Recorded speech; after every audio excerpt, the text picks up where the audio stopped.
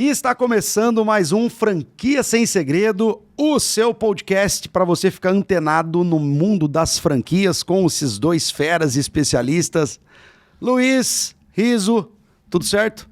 Tudo certo, de volta. De volta. Pra quem não sabe, esse senhor que estava aqui foi dar uma viajadinha, foi rodar aí pela...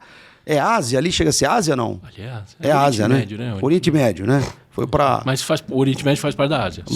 For nos continentes. Né? Luiz foi para Israel, cara. Legal pra caramba. Até é que não é o intuito do programa, mas seria legal se contar as histórias também, né, Luiz? Trabalho voluntário. Você gravou algumas franquias lá, não? Cara, não... Pô, tava lá, cara. A gente foi trabalhar, né? Ah, mas no meio tempo, entre uma cerveja e outra, né? Tá muito trabalho, né, Luiz? Tem cerveja boa. Mas foi no McDonald's.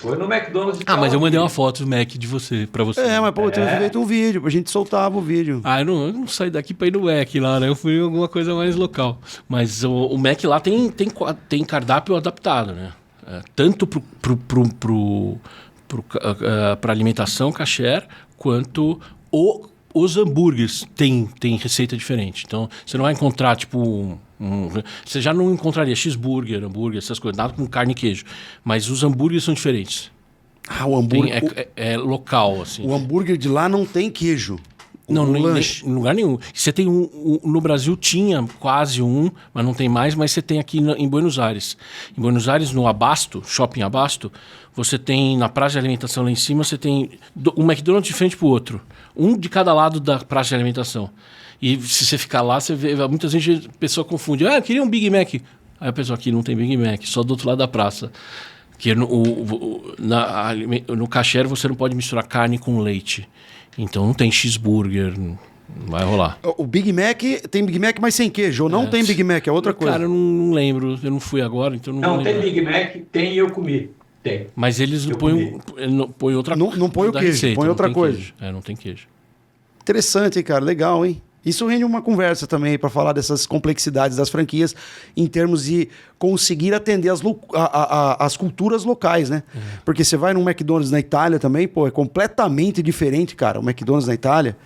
E é muito louco isso, né? Você acha que todo mundo é igual, todo lugar é igual, porque é o processo, mas não é, né? Tem as suas particularidades também. Né? Tá, mas já que você perguntou de hambúrguer, eu vou falar dá um exemplo, vai. Tá. Em Tel Aviv, tem umas feiras, chama Shuk, o Shuk Carmel. Que, cara, é uma feira gigante de ruas, assim. Aí a gente foi perto da hora do almoço um dia e tinha uma barraquinha pequenininha, não devia ter o quê? Tipo, sei lá, 2 metros de largura, assim. E tipo essas comidas que você já comeu, falafel, com essas coisas. Tem aqueles monte de potinho que vai pondo os recheios. Eu quero fazer um sanduíche de schnitzel, empanado.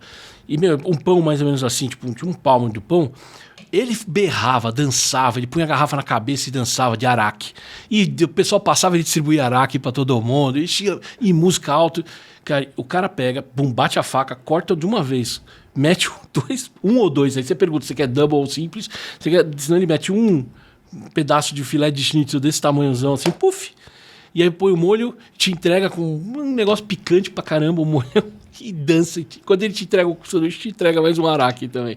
Figuraça. Ou seja, você já fica meio... Sanduíche de rua. Já fica meio chapadinho, então desce bem o lanche, desce gostoso. É uma delícia. Cara, o McDonald's sempre teve uma permissão, especialmente depois dos anos 2000, 2010, de até 20% dos cardápios dos países terem um viés regional. Quer ver uma coisa que você nunca percebeu? Aí no Brasil, você tem a torta de... Maçã. Banana. Banana. De banana? Brasil, torta de banana. Tem Guaraná. Tem Guaraná, sim. Você não encontra nos Estados Unidos. Não. Então, você tem cerveja na Alemanha. Você tem vinho e massa na Itália. Então, até 20% do cardápio. E não é neura de padrão, é porque você perde agilidade na operação. Mas eles vêm tentando se adaptar. Agora mesmo foi notícia de um dos nossos podcasts que em Israel a operação foi recomprada e está sendo feita uma série de adaptações locais. É que o fast food você não vê. Você vê no shopping, não sei o que, mas na rua você vê muita comida de rua e restaurante, né? Mas Tem no shopping, assim, você tem operações. Legal. Interessante. Vamos para nossa pauta do dia.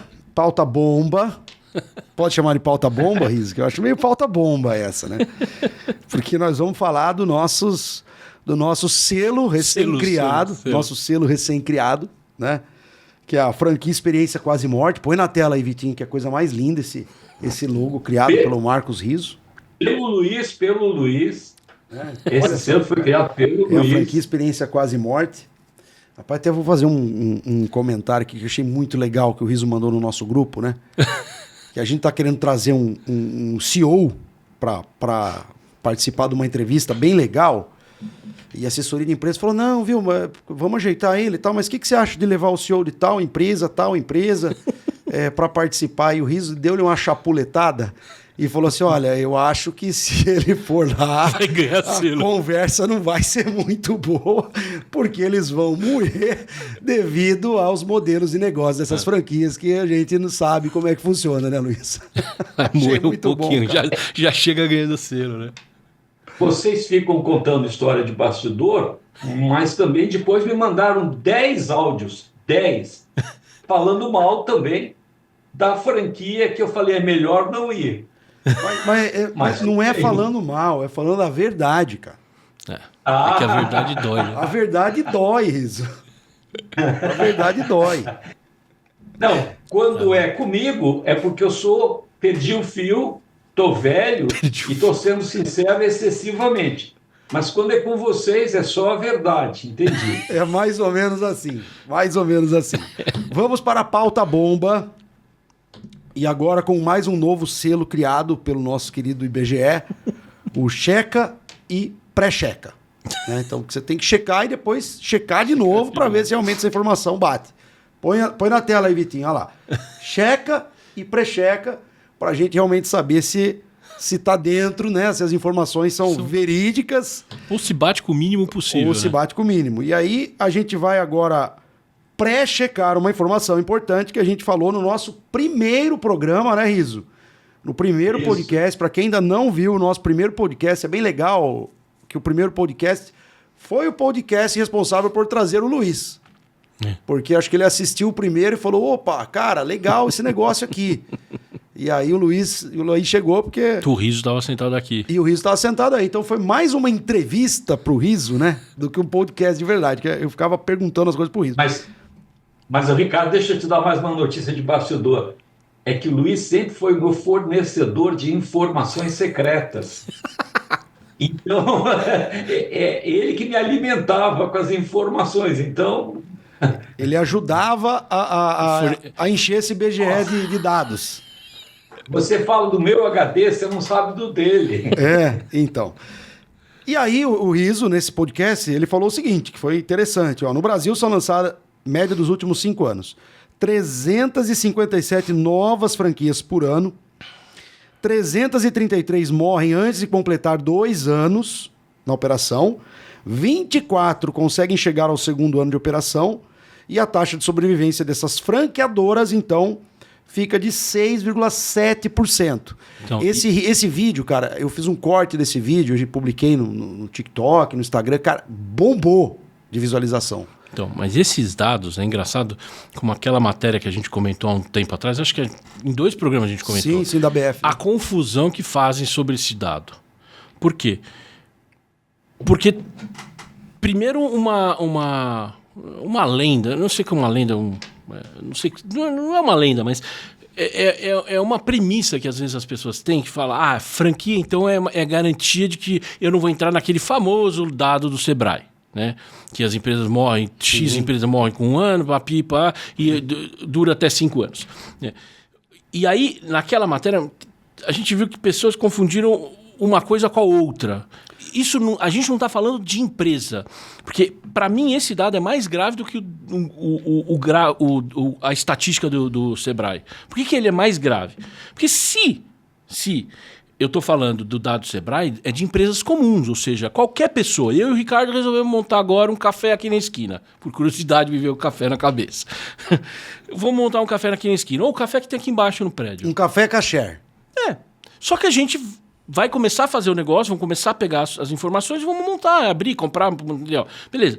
Esse é o tipo de empresa que está no dado do Sebrae, que fecha do IBGE, que abre e fecha rápido. Porque, né?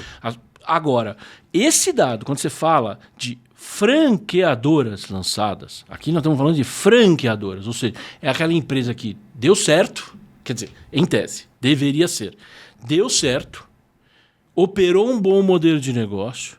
Este modelo de negócio eles resolveram expandir e uma forma dessa expansão encontrada foi através do franchise. E aí eles pegaram este modelo de negócio e falaram, legal, então vamos por aqui. Mas o negócio, então, em tese, ele já estava sustentável. Aí o cara vem e monta uma franqueadora. E esse dado é pior porque cada cara desse que quebrou levou quanto junto? Levou um monte junto. Levou um monte junto, pô. Por isso que eu acho que esse dado aqui é pior do que o outro dado das empresas, bem vamos pior. dizer, entre aspas, comum, que não é comum, mas... Ô Luiz, eu só queria acrescentar que essa confusão não foi inadvertida, porque franqueadores da associação foram solicitados a comentar. E aí a casa caiu, porque ficou meio estranho, né? Aquela história da verdade dói. Por que tudo isso começa? Eu gosto de lembrar do nosso episódio, a partir do número 6, que a gente começou a avaliar os estatutos da BF. Lembra? Começou a se abrir qualquer coisa, se mudou a lei do franchising. Que você possa estar fazendo franquia, ou pelo menos em parte. E aí a coisa virou uma bagunça. Esse em parte até hoje eu não entendi. Não é um comentário sem querer. Ups, escorreguei e falei. Mas continuando, aí o selo.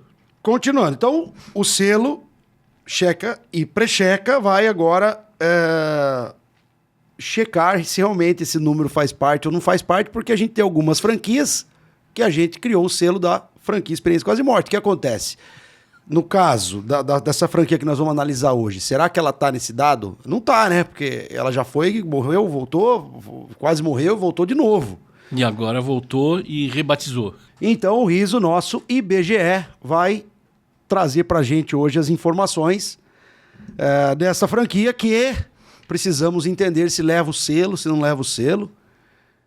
Ou quantas vezes leva o selo, né, Luiz? Não, tem aqui, você vê pelo histórico que tem aqui, tem um...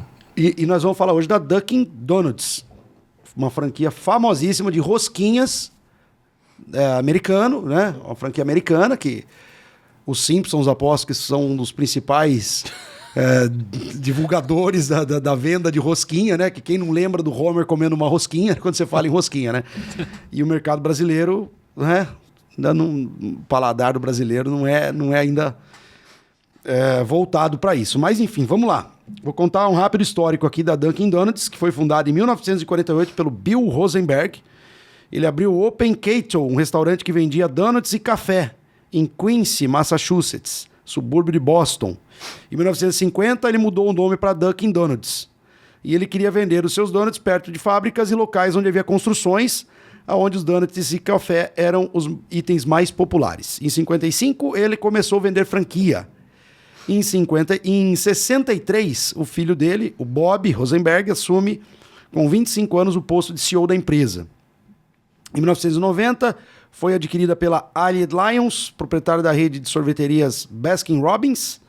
Em 98, a Dunkin' Donuts tinha 2.500 lojas ao redor do mundo, com 2 bilhões de dólares em vendas anuais.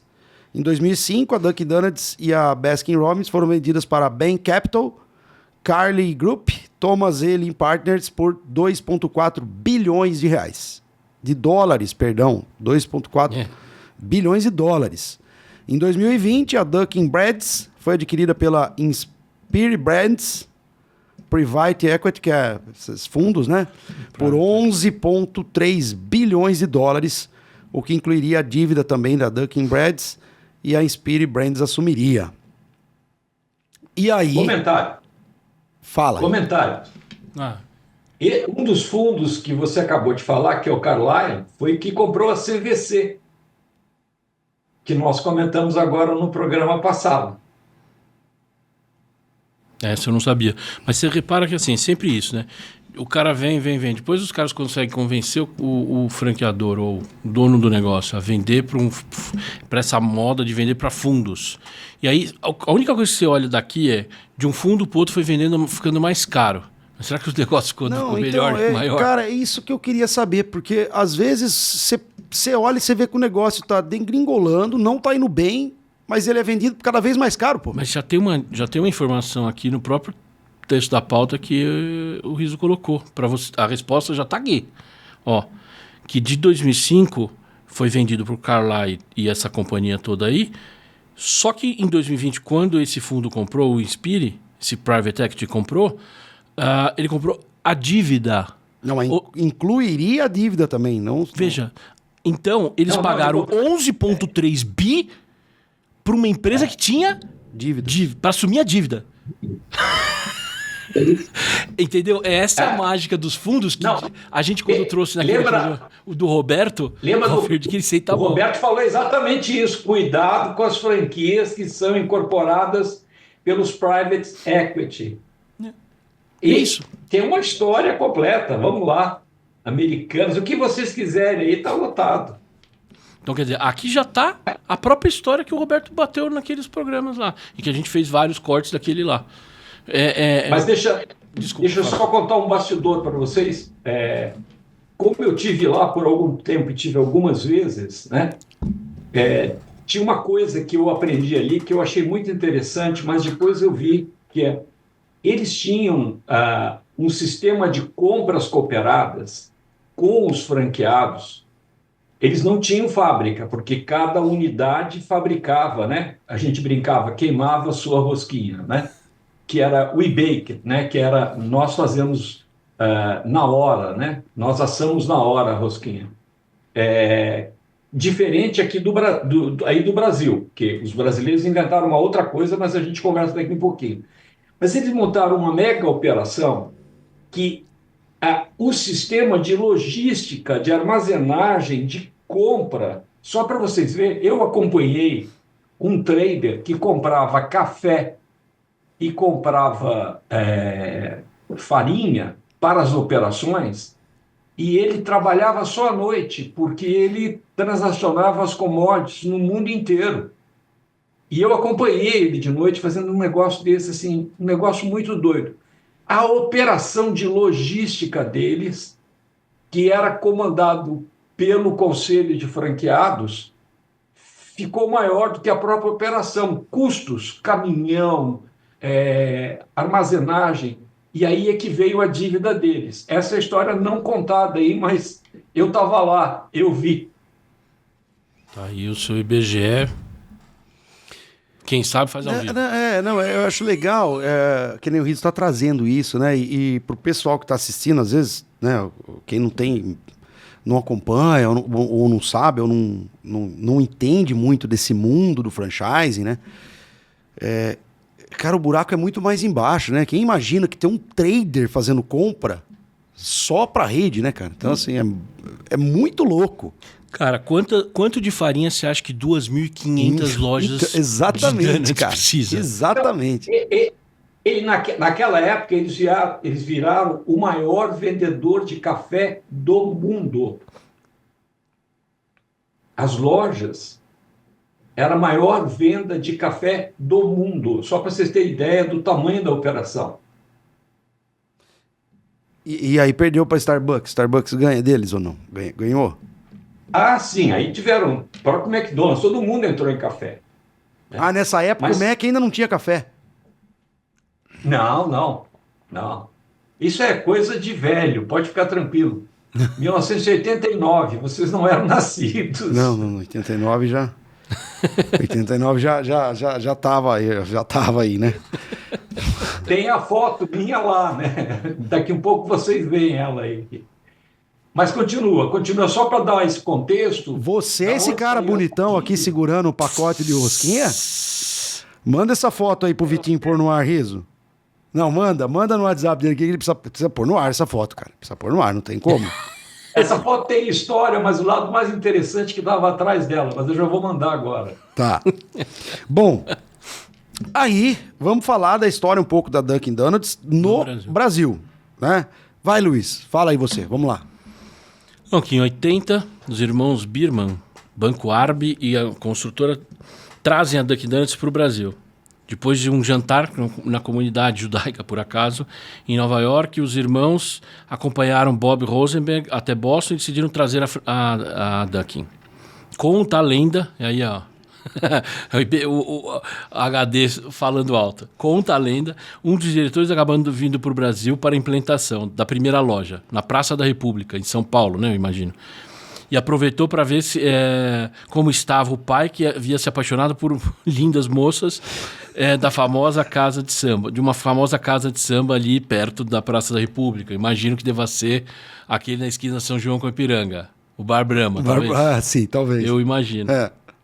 Não, era pertinho do Brahma, não era no Bar Brahma, era bem na Praça da República. Ah, entendi. Uma quadra do Brahma. Conta a lenda que a loja na Praça da República ficava aberta por 24 horas e à noite servia sopas que ficaram conhecidas como sopas das prostitutas. Em 82, a cozinha central deles, não sei se eles montaram, né, a cozinha central, de 1.000 metros quadrados, uma fábrica de donuts instalada na Vila Santa Catarina, em Santo Amaro, São Paulo, que abastecia 13 lojas, além da massa também produzida para os recheios e coberturas. Então, Luiz, manda. Vamos, deixa eu só dar uma travada para dar um contexto, né? Isso foi como a Dunkin' Donuts chegou no Brasil. Chegou na mão de empreendedores, grandes incorporadores, multimilionários. Era um negocinho para eles, né? Mas realmente esse ponto aí que você vai entrar, eu escutei essa história lá do diretor de marketing, do antigo diretor de operações dele.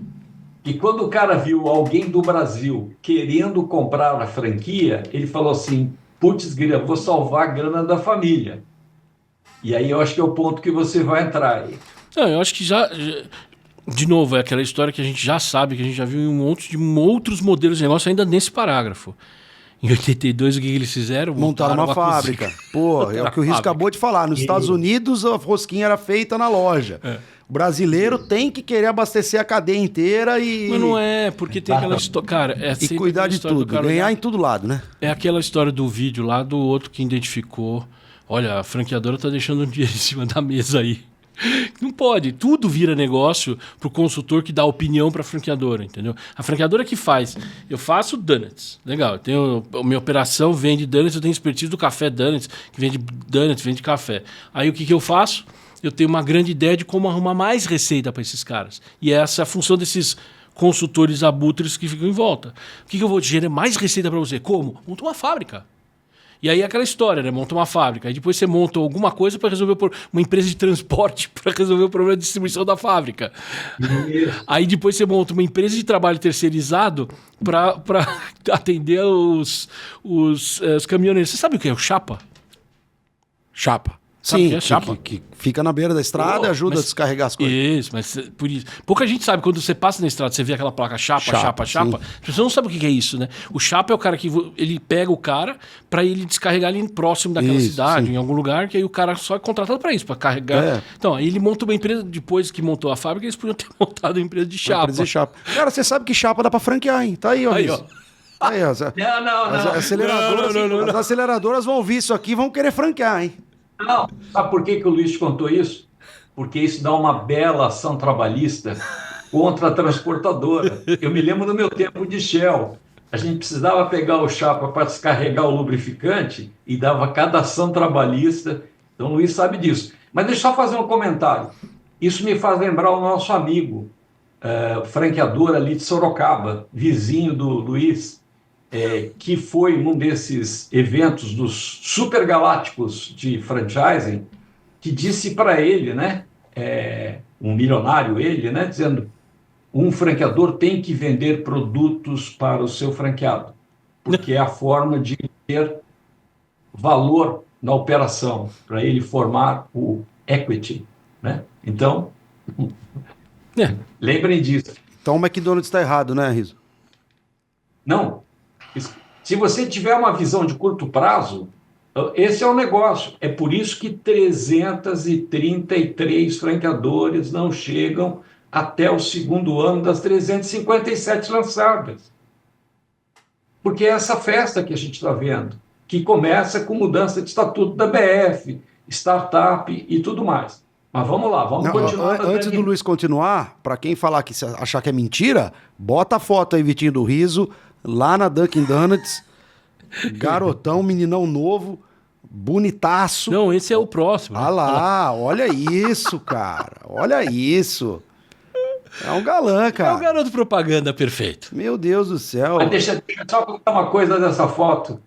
Atrás, vocês estão vendo? Eu estava na sala que eles chamavam de marketing, que era de expansão, da parte internacional deles. O que vocês estão vendo ali atrás é um mapa da Escócia. E eles tinham identificado que na Escócia teriam, sei lá, não sei quantas lojas. Mas quando eu cheguei no mapa do Brasil, só na região da Amazônia, eles tinham previsto 150 lojas. Então. Conhecendo bem o Brasil, né? Conhecendo. Foi bem previsto. Ó, diretor de expansão aí, ó. Chuchu. Essa foto é no próximo parágrafo, né? Porque em 89 a Rede do Brasil foi adquirida por Gerson Keila e Elcio Bobró, vindos do ramo imobiliário que buscavam um negócio no varejo. Aí você quer comentar a ideia por trás disso, não, Riso? Do porquê que eles... Não, é porque, na verdade, o Elcio e o Gerson, eles tinham algumas operações. O Elcio, se eu não me engano, também tinha na família indústria têxtil, uma série de coisas. E o Gerson trabalhava num banco de investimentos onde eles faziam aí as incorporações imobiliárias. E acabou caindo a Dunkin' Donuts, talvez pelo relacionamento com os Birman, né, que não se interessaram pela operação. Eles chegaram a ter 12 lojas e mais a fábrica montada. E é interessante porque o Ricardo ainda há pouquinho comentou da Zedeli, um dos sócios, ou alguma coisa parecida, é que os Birman levaram para trabalhar, para cuidar da fábrica da Dunkin' Donuts. Depois, que agora eu não me lembro o nome dele, ele acabou montando uma série de restaurantes, e ele é muito conhecido na comunidade judaica aí de São Paulo. Não, e outra, é que eu achei que você ia falar de outra coisa, porque essa questão de vindos de ramo imobiliário, por quê? Faz sentido esse mundo de café, por exemplo, na parte imobiliária, e antes você tinha, aí ficou um tempo com um perfil imobiliário diferente, prédios corporativos, por exemplo, mas agora, não sei de outras capitais, mas São Paulo está construindo prédio em toda a esquina, assim. São prédios mistos, né? Você tem escritórios, tem residências, mas sempre tem uma área de serviços, ou num mezanino, ou num térreo, não sei o quê. Aí é o lugar perfeito para você instalar lavanderia, café e tudo mais. Então, acho que talvez... Mas nessa época, não. Era outro perfil imobiliário, eu sei. Era um outro perfil. Mas você já começava nos Estados Unidos a ter esse tipo de coisa, mas a ideia deles era ocupar as lojas com um negócio vistoso, com um negócio bonito. Uhum. Porque os prédios eram realmente incríveis. Foram construídos, foram 7 prédios construídos ao lado da Marginal. Praticamente eles tomaram os grandes prédios, grandes empreendimentos, foi feito pelos Birmans. Hoje você não consegue mais identificar porque a Marginal está lotada desses prédios. Sim. Aí, sim, chegamos em 89, que é a parte que era da foto, né? Fomos contratados e seguimos para a Boston com o objetivo de estruturar um acordo de subfranchise, eu gosto desse termo, para o Brasil. Aí sim a foto, porque o Riso foi para lá justificando, então a foto veio antes da legenda. Conta a lenda, fomos conversar com um franqueado português em um subúrbio de Boston. Acabamos conhecendo Vitor Carvalho. Que até algum tempo ele ainda tinha algumas lojas. Nós somos apresentados como Cavalo. Ah, tá. Um franqueado americano português. Não consegue falar Carvalho. Um franqueado Cavalo. Não consegue colocar o R nessa Carvalho. E aí a gente queria saber quem era o tal do Cavalo, né? E esse que eu conheci, o Cavalo, que na verdade era Carvalho. E ele ainda existe, ele ainda tem lojas da Dunkin' Donuts, pelo menos até uns 8 anos atrás. E só não tem mais uma loja, ele tem várias, né? E aí, em 90, foi celebrado um acordo para iniciar a venda de franquias a partir de 91.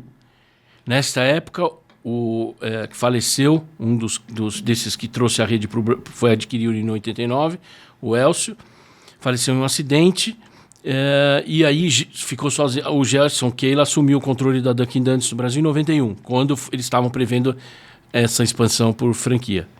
Em 92, Angélica, na campanha do Dunkin' Donuts, ou seja, começou... Manda. Posso só interromper? É que a gente passou rápido e teve... uma das lendas, né, conta a lenda que uma das razões pela qual o diretor de operações ficou super feliz quando o Rosenberg vendeu a franquia com operações próprias para os Birmans aqui, é que ele teria que vir para o Brasil para fazer a implantação da operação. E, casualmente, o pai dele estava vivendo aqui no Brasil. Nós estamos falando de 1990, um pouco antes até, 82, 83. E, nessa época, o pai desse diretor, um americano, se enamorou por uma das mulatas do Sargentelli, que não é da época de vocês, mas foi uma casa de espetáculos chamado Oba Oba, em São Paulo, que era, assim, um fenômeno, né? Tinha no Rio de Janeiro, mas a de São Paulo era mais famosa, o Sargentelli era do Rio de Janeiro, e ele pôde tentar resgatar o pai, que tinha se apaixonado por uma das mulatas do Sargentelli e estava vivendo com ela em São Paulo. Só para comentar, isso é que é um trabalho de consultoria de campo de implantação. Você está rindo, Ricardo? A vida é assim. Aí, em 94, a Dunkin' Donuts tinha 13 lojas próprias e 20 franquias já. E para viabilizar a fábrica, começou a colocar torres em lojas de conveniência. Ou seja, eu vi muita gente aí, até a opinião do Riso, vi muita gente chamando essas torres que tinha em loja de conveniência do Dunkin' Donuts. A Casa do Pão de Queijo também fez muito isso. O pessoal falava que isso foi o começo daqueles conceitos de store in store. De franquia em store in store. Eles chamavam isso de franquia. Eles chamavam isso de franquia. Isso faz parte dos números. Eu vi muita bicicleta gente... da Cacau Show, como é o negócio de sorveteria da frigorífico. Isso, da Cacau Show, isso tá nos números, está nos números. Então, isso é uma coisa que lá para trás eu já tinha visto que o pessoal fala, quando às vezes ia dar exemplos, falava, tá vendo? Uma loja de conveniência da marca X. E aí você tem franquias store in store, corners, né? Que o pessoal gostava de chamar franquia de corner. E isso era um modelo de franquia que o pessoal vendia, né? Tipo, que hoje evoluiu, hoje é um container, hoje é um market... Como que é o market? O Luiz, nessa época, na verdade, nos idos... Honest Mark. Nos idos 90, nos Estados Unidos, um pouco antes, nos idos 80, eles tinham um modelo que era forçação de barra, que eles chamavam de Combination Franchise. Então, o cara tinha um estabelecimento grande e ele botava 2, 3, 4 operações ao mesmo tempo. Na verdade, ele era proprietário imobiliário de um determinado espaço e aí jogava lá dentro esses negócios e eles, assim... Em Nova York ainda tem muito, que aquele Square Food ou Mark Food, eu não me lembro bem o nome, mas você encontra muito ainda. Você encontra desde o cachorro-quente da Nathan, a própria Dunkin' Donuts, tudo junto num determinado espaço confinado. Mas não é o que você pode dizer de uma franquia, em que tinha um operador em cada lugar desse, né? Na verdade, o proprietário imobiliário é que tocava aquelas operações com um gerente que cuidava de tudo, que é o que a gente vê muito hoje no Brasil, né? Esse negócio de um franqueador que tem 15 marcas e ele fica alimentando a sua rede com novas marcas, novas marcas, novas marcas, é por isso que dá essa mortalidade toda. Não, eu tenho um amigo que tem, no mesmo imóvel, ele vende massa e vende comida chinesa ou japonesa? Japonesa. Agora está muito comum nos postos de gasolina aqui, né? Começar a ter franquia. Então, naquele posto na Bandeirantes, você tem a Pizza Hut, você tem o McDonald's, você tem a Gin, você tem Starbucks, você tem Mania Churrasco, você tem a KFC, tudo no mesmo lugar, né? Praticamente ele não é mais um posto de gasolina que tem produtos do posto, mas sim virou um ambiente de franquias de alimentação, uma praça de alimentação. O Luiz, desculpe, o Ricardo, é a mesma coisa que a gente comentou já nos 2 episódios passados das operações do aeroporto, da South Rock, né? Que ela vira proprietária do ponto e depois ela sai jogando franquias e ela é proprietária e ela quebra tudo e depois vende para outra e depois vende para outra. Essas operações é a mesma coisa. A única que você pode ter certeza que é completamente separada e sempre é separada, você pode ver ali na Bandeirantes, é o McDonald's. O McDonald's não se mistura. Você vai para o sul, não sei se o Luiz, quando foi de férias para Florianópolis, passou lá, foi de carro, tem lá o grande ponto da Havan, tem um McDonald's, mas está separado, ele não se mistura nas operações de alimentação nem nada, é uma operação completamente separada. Aquele quando você chega na praia, antes de chegar na praia, né, à direita? Não, na estrada. É na estrada. Mas é que a estrada vem de Curitiba, desce, de repente ela vai bater na praia e virar à direita. Ali. Tá. É um grandão, na praia, assim. Você entendi, porque está longe da praia. Tá longe. Mas, o McDonald's está depois. Depois de Joinville, antes de chegar em Itajaí, naquela área, assim, ali no meio tem uma van muito grande que é a entrada para Brusque, que é a sede da van. Ali você tem um McDonald's, mas também tem um posto da Shell, tem uma série de coisas, mas é completamente externo, não se mistura com empreendimento imobiliário. Porque senão fica esse giro, né? Vai lá, Luiz, continuando então. 98, você terminou 98, 98, a pequena rede de franquias começa a fechar e os custos para manter a fábrica estavam altos. Aí é aquela história de sempre. A fábrica, você monta a fábrica para atender a rede, mas a rede não dá a demanda. Aí você tem 2 coisas que podem acontecer, eu ainda nem li depois, mas 2 coisas que podem acontecer. Ou desgringola, ou o cara começa a vender aberto no mercado. Vai vender pro Carrefour, pro Pão de Açúcar. Virar concorrente do franqueado. Aí vai virar concorrente pro franqueado. Aí precisa de matar a franquia, né? O Riso adora isso. Mas tem uma terceira que você não citou. Qual é? Ele corre para a BF e vira diretor. Então, é o próximo parágrafo. De 2000 até 2000. Das 2 alternativas que você deu, eu coloquei mais uma. Mais uma, Então, é o próximo parágrafo. De 2000 até 2004, o Gerson Keila vira presidente da BF. Aí, em 2005, a Dunkin' Donuts encerrou sua operação no Brasil. E no seu lugar, Keila criou um Café Donuts, assumindo alguns pontos de venda. E é engraçado, porque para quem conhece, assim, eu conheço muita gente que, se você perguntar na rua, quem conhece o Dunkin' Donuts, fala, o Dunkin' Donuts é a mesma coisa, agora mudou de nome para Café Donuts.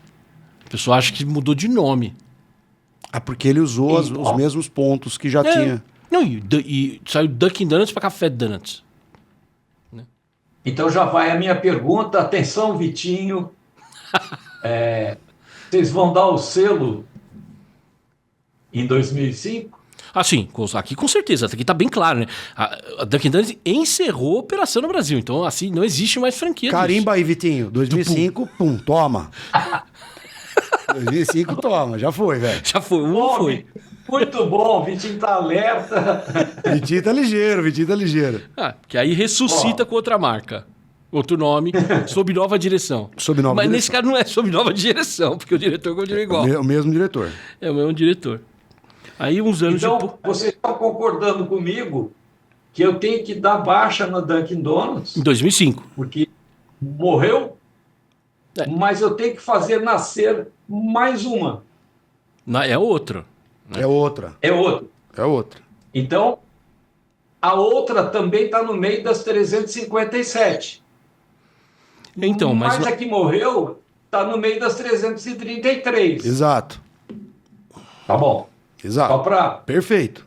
Vamos, Perfeito. vamos me carimbando, né? Tá. Vamos me checando e pré-checando. Checando e pré-chegando. Aliás, falar nisso, eu não lembro das aulas de biologia. Como que chama aquela operação que a célula divide em dois? Ah, Já tá... Como é que chama, Vitinho, que fez vestibular esses tempos atrás? Vitinho é novo, né? Como é que chama, Vitinho? Mitose, miose, como é que chama? nossa. Pode vir mais um selo, mitose agora. Quando você gosta de dividir em dois. Separa e se Porque, transforma veja, em duas. A gente já vai ler daqui a pouco. Eu vou chamar de fotossíntese. É que fotossíntese é outra coisa, né? Porque o que acontece aqui? verdade. Em 2005, mitote. ela encerrou. Encerrou. Não, e encerrou, e não é assim que, tipo, faliu e a marca Dunkin' Donuts não existe mais. Não, encerrou as operações no Brasil. Encerrou as operações no Brasil. Então, existe franquia e existe a marca Dunkin' Donuts. Ela continuou registrada, a marca. Você continua tendo no mundo Dunkin' Donuts. Continua, você vai para a nova que está lá. Aí o que acontece? Essa marca vai voltar. Então, o selo quase morte é por isso. Ou seja, porque ela quase morreu, mas pum, Voltou. ressuscitou. O problema é que o outro selo, que é o selo... Porque o cara que cuidava da operação aqui, agora ele cuida da operação com uma marca nova, fazendo a mesma coisa, E aí com um nome muito igual. é legal. Eu ia fazer agora essa pergunta para você, Luiz, voltado para esse lado jurídico. Como é que fica isso? Pode? Porque se o cara, ele representa, né, uma franquia, ele é o master franqueado do Brasil. E de repente ele para de usar aquela marca, vou encerrar as operações dessa marca, porque ele paga royalties para fora, com certeza, né? Tem um acordo com a Dunkin' Donuts dos Estados Unidos. Aí eu vou vender a mesma coisa, vou pegar os pontos de venda dos franqueados que eram Dunkin' Donuts, vai transformar na minha marca, e eu tenho a minha fábrica, eu vendo as coisas para ele, agora eles vão pagar royalties para mim, eu não vou pagar mais nada com aquela marca, eu não tenho mais nada com eles. Juridicamente, como é que funciona isso? Então, juridicamente, a gente começa com a melhor resposta possível, depende. Por que depende? Porque tem que entender como funcionou o contrato naquela época, o que tinha no contrato do cara. E não dá para ter outra resposta, por quê? Eu acho pouco provável, ainda mais se tratando de um modelo americano que veio para cá, pouco provável que tivesse escrito num contrato cláusulas super abertas assim, tipo, olha, se encerrar a operação no Brasil, você pode continuar com a minha rede, com os meus franqueados, fazendo o mesmo negócio, no mesmo segmento, com o mesmo produto. Eu acho beiro impossível que não tivesse essa cláusula de barreira. A questão é, se houve acordo ou não houve acordo na época, lá em 2005. Vou dar um outro exemplo que a gente já tratou aqui várias vezes, o da Starbucks.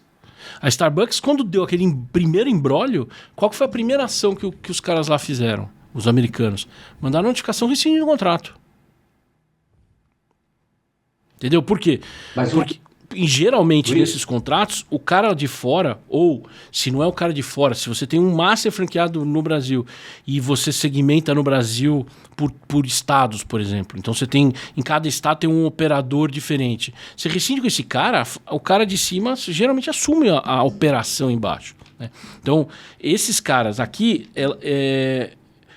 Aqui fala que em 2005 encerrou as atividades, ou seja, a pequena rede, até 98 tinha uma pequena rede, né? Mas não fala se em 2005 não tinha nenhuma operação. Então vamos imaginar que tivesse 3 operações. Essas 3 operações, se fossem próprias é uma coisa, se fossem franqueados era outra coisa. A relação do franqueado, ainda que tenha um regional aqui, um master no Brasil, a relação é com a franqueadora lá fora, que tem a marca, né? Mas o Luiz... Mano. O Ricardo, a pergunta do Ricardo embute uma resposta que ele pegou. Eu não posso entrar em detalhes, mas pensa só o seguinte: eu pago royalties sobre a minha rede franqueada, subfranqueada. mas não sobre uma fábrica que tenha produção do donuts. Então a minha rede vai se esfacelando, eu paro de pagar os royalties, porque a rede vai sumindo, mas eu continuo ganhando dinheiro com a fábrica de donuts. E não foi assim o combinado, porque o combinado é que cada loja teria a sua produção, como é nos Estados Unidos, como é no mundo inteiro, né? Hoje eles são confeitados na loja, né? Os grandes fornecedores fornecem o chamado shell, né? Mas o conceito da Dunkin' Donuts é we bake it, né? Que é nós assamos, né? A gente queima a rosquinha todo dia. E aí o Ricardo pegou o ponto. O ponto é, o que eu tenho na fábrica, eu não preciso pagar royalties para eles, porque eles não estão nem aí. Eles querem saber os royalties da operação da rede franqueada. Essa é aquela jabuticaba brasileira, entendeu? O cara franqueou para o Brasil um modelo de negócio. E aí, se esse modelo de negócio você se colocou como fornecedor, você não participa dessa cadeia do contrato de franquia, né? Você é um fornecedor.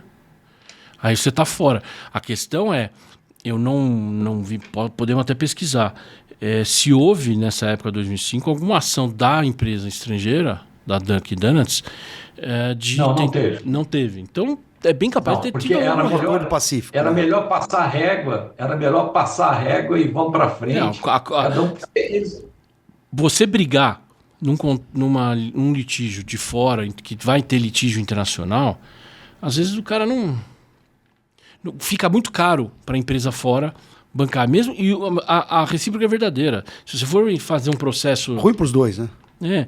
Então às vezes o cara olha e fala, passa a régua, eu não vou. Só que o problema é que o passa a régua também, aí é uma decisão de estratégia.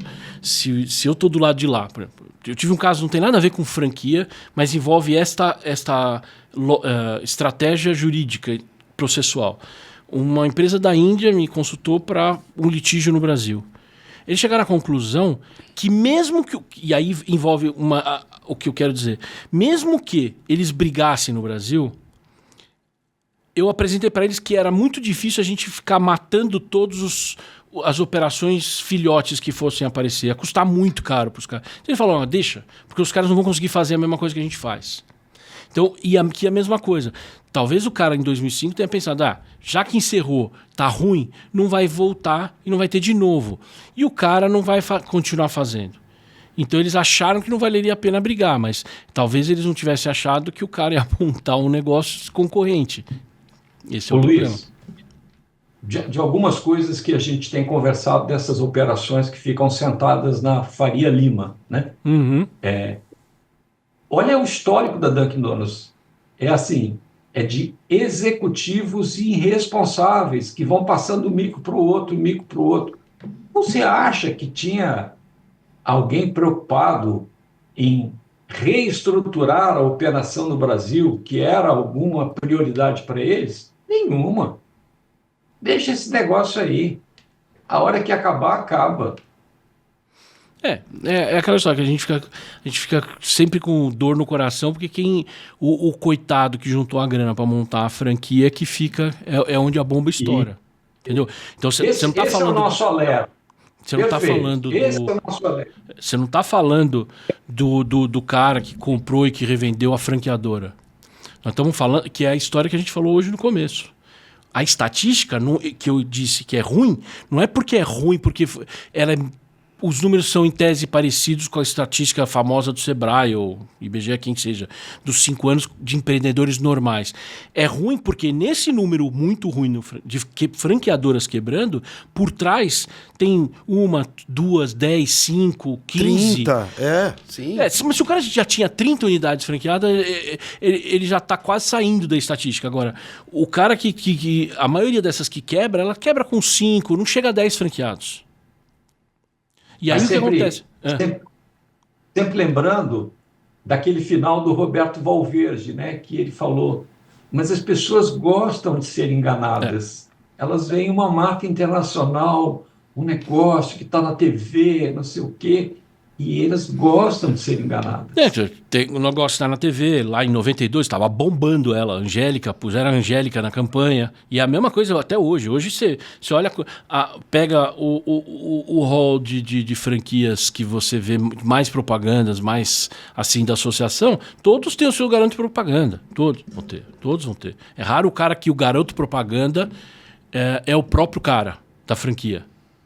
Ninguém quer dar cara a tapa? Não, né? você tem, por exemplo, uma que eu já comentei pro bem e pro mal, que é aquela de bife lá, do Netão. E ele bota a cara dele pra bater, ele tá nas redes sociais, ele é ativo, ele faz, se é bom o negócio ou não, mas ele bota a cara dele pra bater. Entendeu? Não é o garoto propaganda que é aquela história, a gente bota um personagem pra vender. Entendeu? Vai lá, continua. Aí, 2008. Aí agora virou festa. Eu já gostei do Betão, hein? Agora virou festa. Né? Não é ainda. Em 2005, Dunkin' Donuts encerrou. Beleza, então aí o Gerson criou a Café Donuts, assumindo alguns pontos de venda. Aqui não dá para saber se eram os franqueados ou eram os próprios. Vamos imaginar que são os próprios, porque aí degringolou a rede. E que para a franquia... Lembrando que ele era presidente da Associação Brasileira de Franchise. E aí 2008 virou a festa. Que aí começou nessa época, 2008, começaram a aparecer aquelas ideias que é exatamente o que o Roberto falou, de você juntar fluxo de caixa, uma grande planilha, transformar isso num valuation bonitaço e vender isso aí empacotado. Em 2008 já estava começando essa febre. Eu trabalhei para um cliente que a gente no fim recomendou não ser vendido para um fundo que acabou não dando certo, ainda bem. A Café Donuts se juntou à Franchise Inventors, e que tinha parcial total a Nobel Franquias, Centro Britânico, Franquia Imóveis, Zastra Brinquedos, Nobex, Golden Services, que juntas somavam 420 lojas. Essa Franchise Inventors, ela era do Paulo César Mauro, da Sapateria do Futuro, o Sérgio Milano, da Franchise Inventors, e ex-diretores da BF, e o próprio presidente da VF, que era o dono do Café Donuts, né? O Gerson. O nome aquele que eu queria lembrar, Luiz, que é seu parente por parte de Camelo, que eu falei em off, é o Milano, porque o último nome dele é que dá a junção com você. É Belovix, alguma coisa assim, é o Sérgio Milano. Benklovitz. Assim, do Sérgio Milano tem muita história para contar. Uma delas é da Cooperativa de Franqueados. E aí, meu amigo, Cooperativa de Franqueados. Aí, ó. Essa a gente põe na pauta para o próximo. Essa é boa. No HD, vamos continuar com a Dunkin' Donuts. E aí, isso em 2008. Perceba que a Café Donuts aí, que também já estava indo para o saco, se junta com esse negócio todo. Então, mas aí é exatamente, eu já falei algumas vezes, o Roberto falou bastante aquele programa, quando faz isso, quando junta a ideia de você jogar uma holding de marcas, né? Que o pessoal na época chamava holding de marcas, o nome holding hoje em dia está meio esfumaçado, o pessoal agora gosta de chamar de Venture Capital, fundo de Venture Capital de gestão de marcas de franquia. Para fazer o quê? Você junta, aumenta a planilha, quando a planilha está bem gordinha, que custa caro, quando essa planilha ficou bem gordinha, bem bonitinha, porque aí se adiciona algumas linhas mais, pagar advogado, pagar banco que vai fazer a rodada de investimento, pagar a casa de M&A, pagar para todo esse monte de comissão, que no fim aqui embaixo vai dar um número grande, que é caro, e aí se a planilha, a conta fechar, aí beleza, faz o IPO. Entendeu? É isso, mas... Manda. Pergunta. Agora... a Café Donuts foi para o saco. Agora quando? Nesse momento que você está falando. Quando ele entrou na franchise que implodiu. A pergunta é, vai receber o selo? Não, porque não acho que ela não. era franquia também. Eu acho que não, Riso. Ela entrou na promessa, eu não sei o... Tem que ver depois de 2008 o que aconteceu. Porque até 2008 estava indo ruim, mas aí entrou no... Ele entrou no grupo. No grupo. Esse grupo com certeza vendeu um monte de unidade franqueada. Com certeza. Não. O grupo se esfacelou no mesmo ano que ele foi montado. Então, aí sim. A Nobel quebrou. Essas Astras Brinquedos, que também era do Milan, também não aconteceu nada. Aí eles tentaram juntar a Nobel com o negócio de brinquedos. Foi tudo para o saco, meu amigo. Eu falei para você que eu já vi várias unidades juntas, assim, da Nobel com a Café Donuts, né? Não sei se eles vendem um pacote, assim, né? Porque Mas tinha uma operação, essa que a gente falou agora há pouco de Store in Store, eu vi algumas operações da Starbucks dentro da Saraiva, eu acho, né? Tinha. E aí eu não sei se era o mesmo grupo, né? Mas você tinha. E aí é uma operação da Starbucks ali, é uma menorzinha, mais enxuta, mas dentro de uma livraria. Faz sentido. Faz né? sentido total, claro. Faz sentido. Tanto que se você for ali no... Se você for no centrinho bonito ali de Ubatuba, uma das praias, eu não sei o nome nunca, mas tem ali ainda uma Nobel e dentro da Nobel tem um café. Porque faz todo sentido café com livraria, né? Pô. Vamos lá. Mas só que vocês estão dando selo, né? Não, tem...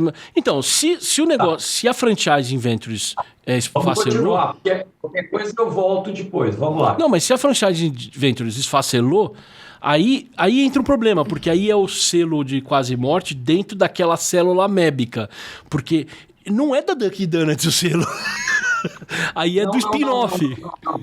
A Dunkin' Donuts já foi selada em 2005. Nós estamos agora falando da nova operação. Que é o Café Donuts. Do Café Donuts. Isso.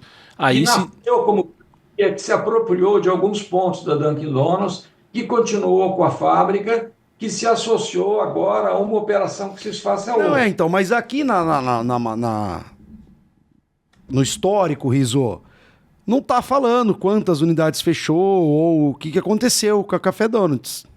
Por isso que eu não daria o selo, Luiz. Eu queria um pouco mais de informação. Tá, toca pra frente, então, que nós vamos ver. Tá, vai, Luiz. 2015. Vamos lá. 2015, o... Eis que, aí sim. O selo, aí esse é o motivo do selo. A Fênix. Dunkin' Donuts retorna ao Brasil, pelas mãos do grupo OLH, master franqueado para a região Centro-Oeste, e anunciou o plano de abrir franquias. 2015, o grupo abre a primeira loja em Brasília. Então tem que botar de novo a Dunkin' Donuts. Volta. Ressurgiu, Fênix. Surgiu. Isso, Fênix, perfeito, tá.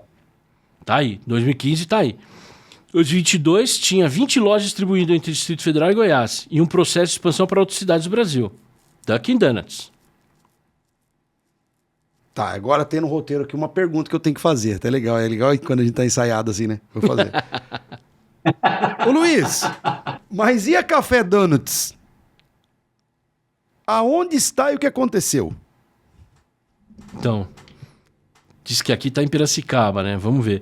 Entrando no site deles, cara, tem loja pra caramba deles. Tem no Shopping em São Paulo, SP Market, no Café Donuts em São Bernardo do Campo, em Jabuticabal, em Palmas. Mas a franqueadora tá em Piracicaba. A franqueadora parece estar em Piracicaba, né? Não sei onde. Deixa eu ver. Mas eu vou voltar à pergunta que eu fiz ainda há pouco e vocês não deram o selo. A sede tá aqui em Piracicaba, né? É do mesmo proprietário Gerson Keila, que era o ex-presidente da BF? Não. Aí, de repente, agora... Então, mas agora a gente... Ah, bom, agora que eu entendi, Rizzo. Já tá na mão de outro dono. Selo de quase morte, claro. Selo de quase morte. Vitinho, tasca aí. É o selo, merece o selo também. Olha o impasse, como é que faz? Mas ela tá de pé, a rede hoje tá de pé, né, Luiz? Você tá vendo aí? Tem um monte A rede tá de pé. Um monte de... Tanto a Café Donuts quanto o Dunkin' Donuts de pé também. As duas. As duas de pé. Tem um monte de loja Café Donuts, um monte. Tem em São Paulo... Vamos entrar agora na Café Donuts, vamos discutir um pouquinho ou... Vamos passar para o próximo? O tempo estourou. Eu acho que a gente pode passar para o próximo episódio. Falar um pouquinho sobre... Que aí o Luiz trouxe alguma coisa legal, que é... franquia ou licenciamento de marca. Isso, aqui a gente fica 6 programas. Esse vai render o bloco, com certeza, né? Mas só para dar um resumo, demos 2 selos para Dunkin' Donuts. A Dunkin' Donuts, isso. Isso. E demos um selo para Café Donuts. Para Café Donuts. É isso. E no próximo episódio eu quero falar um pouquinho para vocês sobre os contratos da Café Donuts. Não. Na realidade, não. É um para Dunkin' Donuts. Porque a Dunkin' Donuts encerrou, saiu do Brasil e voltou agora. E tá aí. Quem entrou... Não, a gente já tinha dado o selo lá quando passou dos Birman para o Gerson Queiroz. É verdade. Tinha essa. Tá gravado. Tá gravado. É verdade. Tá gravado. Na verdade, no fundo, carimbou uma vez, cara, carimbou pra sempre, né? Pode ter 2, 3, 4, mas, cara, tomou uma lapada dessa aí já... Reempacota e vende de novo, né? Que nem tem uma rede de pizzaria que um desses caras aí que foi citado já vendeu essa pizzaria umas 2 vezes. Agora o negócio vai. Vamos fazer um site, Riso, de experiência quase morte, porque aí o cara que tá afim de comprar uma franquia, ele entra lá e vê. Quem já tomou o selo e não compra, pô.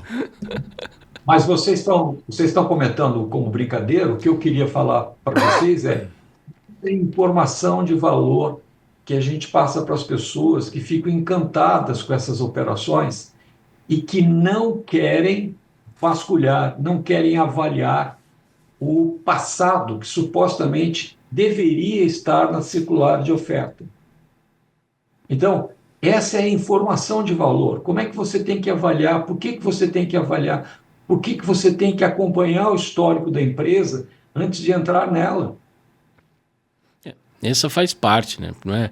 De novo, aí a gente volta e olha a lei de franquia. Aquela história de você entregar uma circular de oferta, e a gente já discutiu isso várias vezes aqui. O que tem que ter exatamente no histórico? Que é o item 1 que a lei manda colocar na COF. O que deveria constar lá? É o histórico marqueteiro ou é o histórico real? Exato. Porque o que acontece? O que está... E a minha resposta é, tem que ser um histórico real. Óbvio que você também não vai pintar um cenário negro, um cenário bem ruim da coisa, mas o que você precisa fazer é você tem que olhar e falar, olha, eu vou entregar um histórico e este histórico ele tem que vir contando do histórico. Se eu estou vendendo marca Dunkin' Donuts, eu vou ter que contar na COF da Dunkin' Donuts, eu tenho que falar, olha, Dunkin' Donuts, essa mesma história que a gente contou aqui, tem que estar lá. Mas você quer saber por que não tá? Senão não vende. Vitinho, responda pra mim, Vitinho. Você tá comprando uma franquia, você pega uma COF e você lê essa história que nós contamos aqui. Você compra a franquia ou não compra, Vitinho? Não compra. Vitinho falou, não compra. Acabou, tá explicado o motivo, cara. É complicado, né? Não, é. É complicado. Só para fechar, eu estava vendo ontem um vídeo de um analista americano,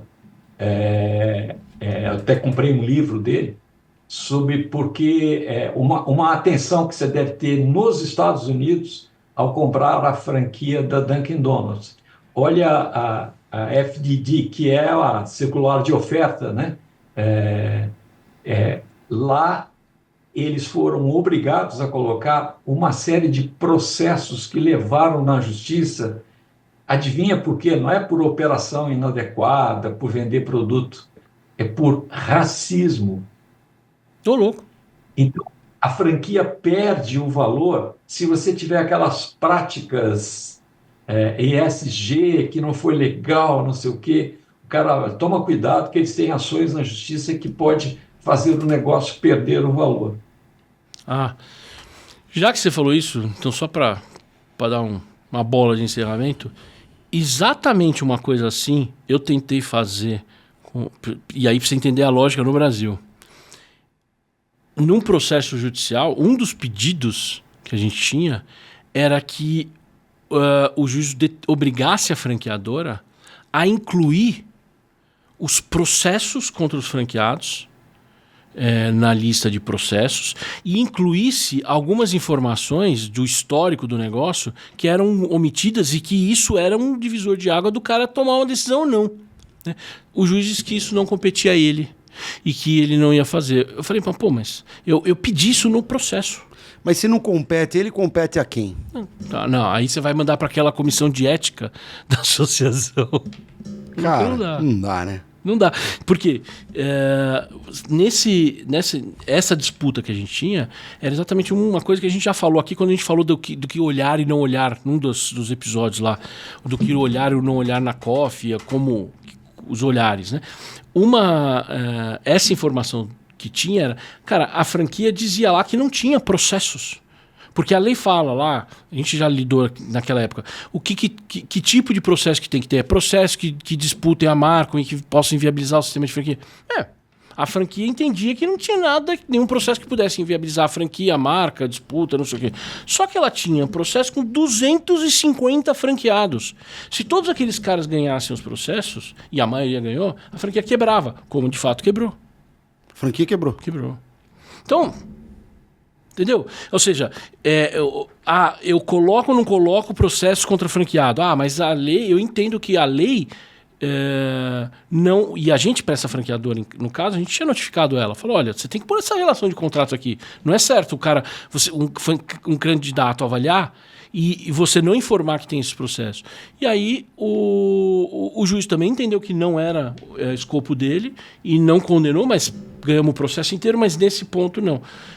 Só que, você concorda comigo? A franquia dizer que não tem processo e, por outro lado, ela ter 250 processos... Que resultou no fechamento, exato. Claro, não tem... Decisão de compra total. Compra ou não compra, né? É a mesma coisa. Então, assim, não basta... por mais que a gente diga, a COF tem que ter todos os elementos, a gente fala para todo mundo aqui... reiteradamente, avalia a COF, olha a COF, peça a COF, nota tudo, tira todas as suas dúvidas, confere, cheque e pré-checa. A gente agora tem um selo, cheque e pré-checa as informações lá dentro, mas mais do que isso, faça a sua diligência também. Porque essa história aqui do Dunkin' Donuts não vai estar. E nem a história do spin-off do Café Donuts, do spin-off da Dunkin' Donuts, o Café Donuts. Também a história não vai estar. O Café Donuts não vai falar, olha, eu era um master franqueado da Dunkin' Donuts, em 2005 eles saíram do Brasil, eu fiquei sozinho, mas eu tinha uma fábrica, porque eu precisava vender donuts, o que eu fiz? Eu montei uma rede igual. Vai pôr na COF, eu podia estar matando, roubando, mas eu estou vendendo rosquinha. Posso dar uma última para fechar mesmo? Vai, Riso, vai. E os nossos empresários brasileiros são tão geniais. Lembra que vocês leram o histórico da Dunkin' Donuts? Ela foi comprada pela mesma operação que cuidava da Baskin Robbins, né? Que é talvez a maior sorveteria, maior rede de sorveteria do mundo, né? Que está no Brasil, inclusive. Mas o dono da Dunkin' Donuts, né, também presidente daquela associação que não precisa mais falar, ele teve uma ideia genial, né? Ele foi na Kibon e pegou a franquia da Kibon. E o que era? Na verdade, era uma loja cheia de... para vender sorvete, né? Sorvete da Kibon, que é o mesmo que vendia na padaria, que vendia em qualquer loja. Ele transformou isso em franquia para ver se dava para ver um combination. Toca o barco.